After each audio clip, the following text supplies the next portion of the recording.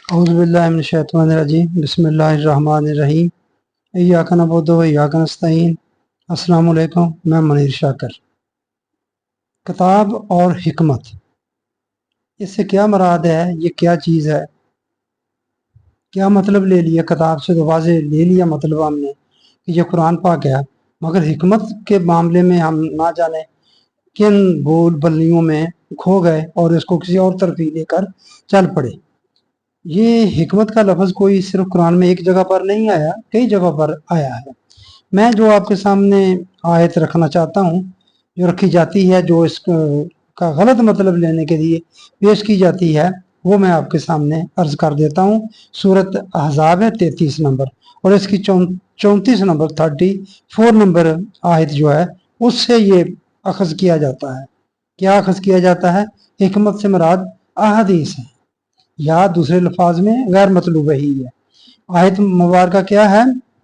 वज़कुरना मा युतला फी बयूतिकुन्ना मिन आयातिल्लाहि वल हिकमति इन्नल्लाह काना लतीफ़न खबीरा। और याद रखो जो पढ़ी जाती हैं, चलें इसने तर्जमा ये किया, युतला तलावत की जाती हैं, लेकिन चलें जो पढ़ी जाती हैं तुम्हारे घरों में अल्लाह की आयात और हिकमत की बातें। ये लफ्जी तर्जमा ये आसान तहरीक वालों का। बेशक अल्लाह है बारीक बीन और पूरी तरह बाखबर। अब मेरे भाइयों, ये कहाँ से ये बात? एक और तर्जमा देखा जो सऊदी अरब से आता है, तो उसने यहाँ हिकमत से वाज़ेह बात ली कि नबी के हदीस जो तुम्हारे घरों में पढ़ी जाती हैं, पीछे अज़वाज मुतहरात, ए नबी के घर वालों, और पाक कर दे तुम्हें पूरी तरह, और बात हो। और याद रखो, आगे नई आयत शुरू हो जाती है, और याद रखो जो पढ़ी जाती हैं तुम्हारे घरों में अल्लाह की आयात और हिकमत की बातें। यहाँ हिकमत से मुराद ये लेते हैं अहदीस। मैं सिर्फ ये बात आपको बताना चाहता हूँ, इस तरफ तवज्जो आपकी मबजूल कराना चाहता हूँ। आयात की तो समझ आ गई, कातबीन वही थे, कुरान पाक लिखा जा रहा था, साथ साथ लिखते जाते थे। सूरत तूर की 3 नंबर आयत, ये खुले और आँख में लिखी गई किताब। खुले और आँख में इजहार है, उस वक्त जिल्लत तो नहीं होनी थी इसकी, ये खुले राख में ही रहनी थी जब तक ये मुकम्मल दीन नहीं हो जाता, और इसको एक किताबी शक्ल जिल्लत की शक्ल में बना दी जाती। यानी कि पहले वो मैं रक्कन के लफ्ज आते हैं तूर, सूरत तूर में, जो वो जिल्ली, जो खाल की जिल्ली से बनाया जाता है, एक तरह से कागज, उसको जिल्ली कहेंगे, ये कागज कहेंगे, उस पर लिखा जा रहा था। तो क्या हदीसें में लिखी जा रही थी? कोई है इस तरह का सबूत आपने लिखी हो? जो रवायत पसंद है, रवायत परस्त हैं, वो खुद कहते हैं कि 200-250 साल बाद ये उमर बिन अब्दुल अजीज ने शुरू किया काम, इसकी जो कोशिश की गई है। तो उस वक्त फिर ये कैसे साथ लिखी जाती है, पढ़ी जाती थी घरों में? तो फिर इस हिकमत का क्या माना हुआ? लफ्ज कट्ठा है, मिन आयातिल्लाह वल हिकमत।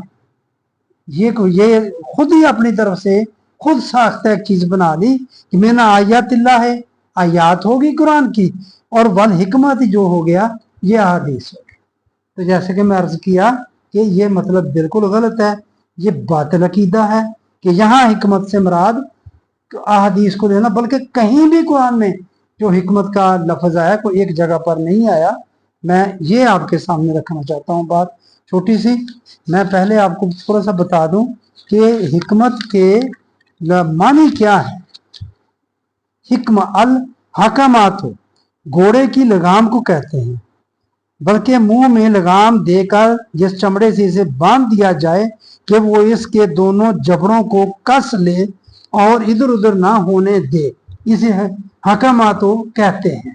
और ये आप बात समझें, ये आएगी कि जहां अल्लाह ताला ने हुक्म दिए, साथ उनकी हिकमत है, उन हुक्मों को समझे, बांध दिया, एक रुख उनका मुतय्यन कर दिया, एक राह पे उनका बता दिया कि इसका ये नतीजा होगा। बात आगे बढ़ती है तो समझ आ जाएगी।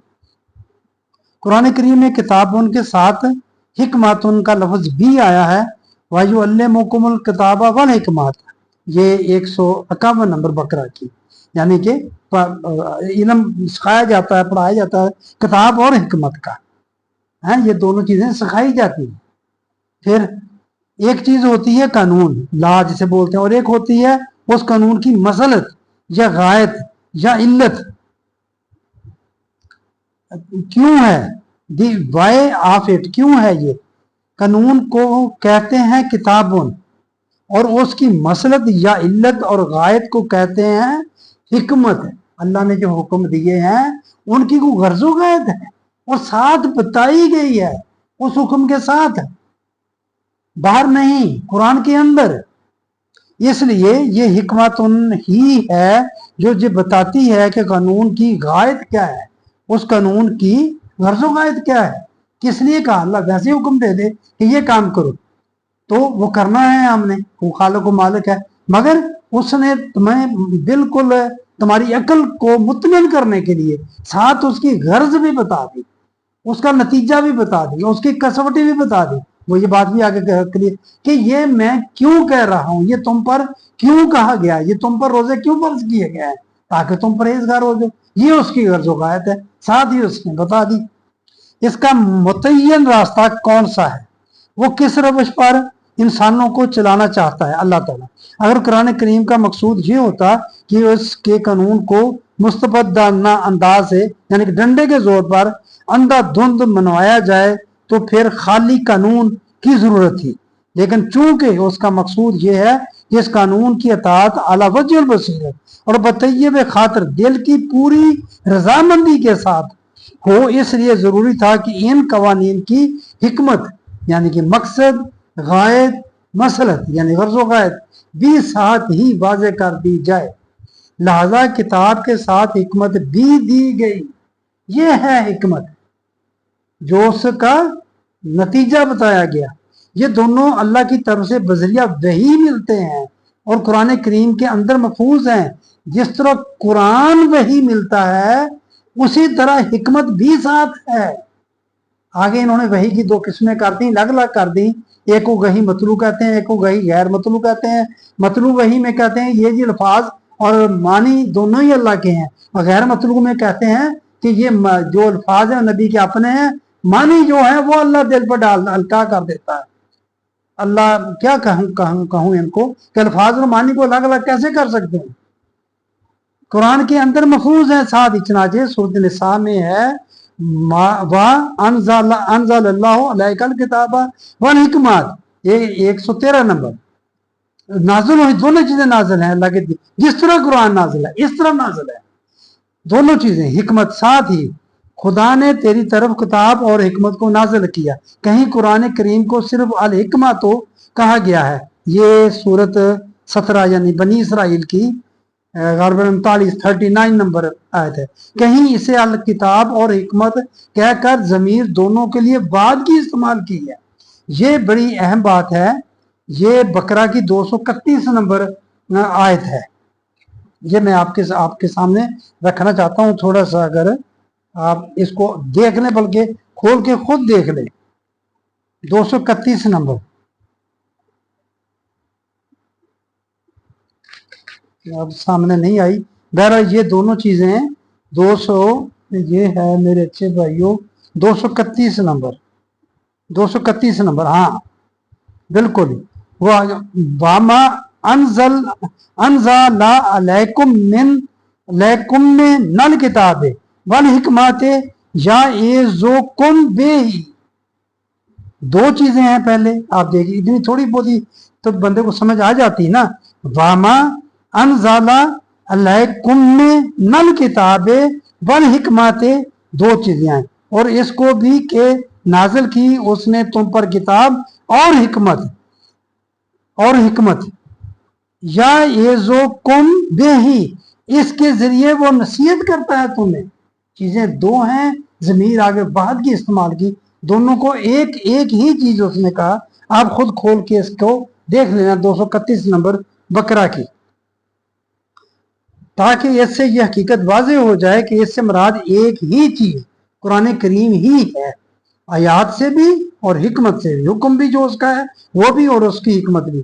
سورۃ احزاب میں یہ جو میں نے پہلے عرض کیا حقیقت کو واضح کر دیا کہ الحکمتوں کی بھی تلاوت ہوتی ہے, तो युतला के लफ्ज जो आए हैं एक उसका मानी है यानी कि ये तलावत की जाती है।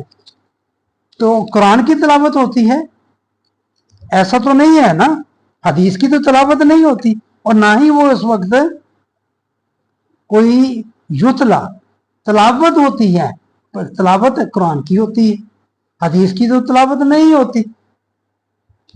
ना ही उस वक्त कोई आपने ऐसा इंतजाम, ना ही कोई सबूत है इस तरह का मिलता कि आप हदीसों के को भी किताबी शक्ल दे रहे थे, उनके भी घरों में तलावत होती थी, कुरान पाक की होती थी। इसलिए हिकमत वही गैर मतलू नहीं, ये गलत कीदा है, बातल कीदा है। मैं अर्ज करता हूं दीन में ये नकब्ज़ नहीं है, ये कि इसको वही गैर मतलू कह दिया और गैर मतलू की आगे मजीद खुद साख्ता डेफिनेशन कर ली कि अल्फाज नबी के मानी अल्लाह के, लेकिन जो कुरान पाक है इस अल्फाज भी अल्लाह के मानी भी अल्लाह के, और ये उसके तहत ये हिकमत आती है, ये हिकमत भी उसी तरह नाज़िल है। इन हक़ाइक़ से वाज़ेह है कि हिकमत कुरान करीम के अंदर है, कुरान करीम से बाहर नहीं। मजीद वजाहत कर देता हूँ, हिकमत को वही के जरिए नाज़िल करने में एक बहुत बड़ा मकसद था। कुरान करीम ने अहकाम और कवानीन इसलिए दिए हैं ताकि उनका नतीजा मरतब हो, यानी उसके कवानीन मकसूद बिल ज़ात नहीं बल्कि एक नतीजा पैदा करने, एक मकसद हासिल करने का जरिया है।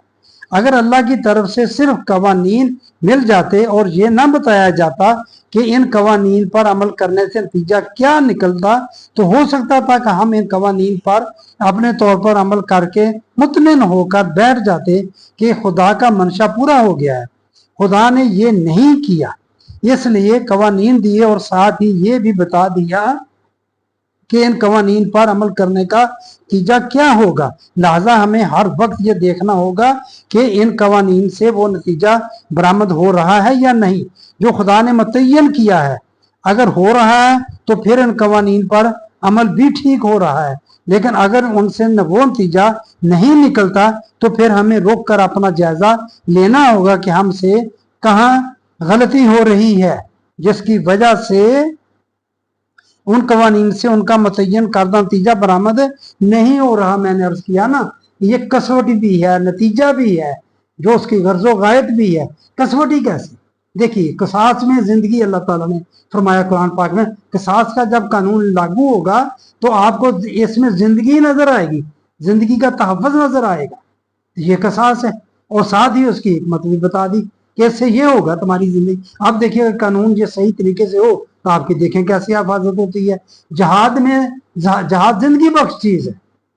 जहाद देखें, जब जहाद होगा सही मानों में तो आपकी जिंदगियों की हिफाजत होगी या नहीं होगी, ये नतीजा भी साथ बता दिया। अल्लाह ने रोजों का बताया, जैसे कर्ज किया कि ताकि तुम परहेजगार हो जाओ। अगर तुम्हें परहेजगारी आई है तो समझो तुम्हारे रोजे हो गए, ये कसवटी भी उसकी पूरी होगी। साथ ही ज़कात है, उसका देखने आप जो दूसरों की मदद हो, जब आप करते हैं तो कैसे लोगों की मदद होती है या नहीं।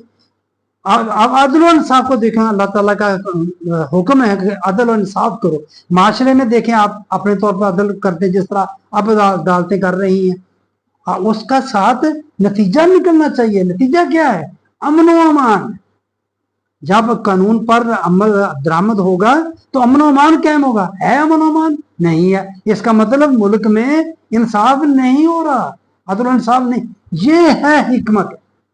हुक्म कर देना ठीक अपनी जगह पर, हुक्म कर दिया अदल करो इंसाफ, हो रहा है या नहीं हो रहा, किस तरह आपको पता चले? अगर आपके मुल्क में अमन अमान है, नमाज है, अनकबूत में ये फौश के मानी सबको समेट लेना, और बेहयाई बुरे कामों से बुरे कामों बेहयाई और फोश रोकती है। अगर ये रोकती है तो समझे आपकी नमाज हो रही है, अगर नहीं रोकती तो समझे नहीं हो रही। ये परखने की म्यार है एक, ये हिकमत जो है, ये इस बात को समझने की कोशिश करें, इससे क्या मुराद ले लिया और क्या दीन को क्या से क्या बना के रख दिया। बस मेरे भाइयों, मैं ये बात लंबी नहीं करना चाहता, फिर भी काफी लंबी होगी, 14-15 मिनट हो गए। तो ये किताब और हिकमत, किताब अहकामात और हिकमत उसके उन अहकामात की गर्ज़ो गायत, मकसद क्या है उनका, وہ پورا ہو رہا ہے تو سمجھو حکم کی تعمیل ہو رہی ہے، اگر وہ مقصد پورا نہیں ہو رہا آپ دیکھیں تو پھر سمجھیں کہ وہ حکم کی تعمیل نہیں ہو رہی۔ بس میرے بھائیو یہ بات کرنا چاہتا تھا۔ السلام علیکم ورحمۃ اللہ۔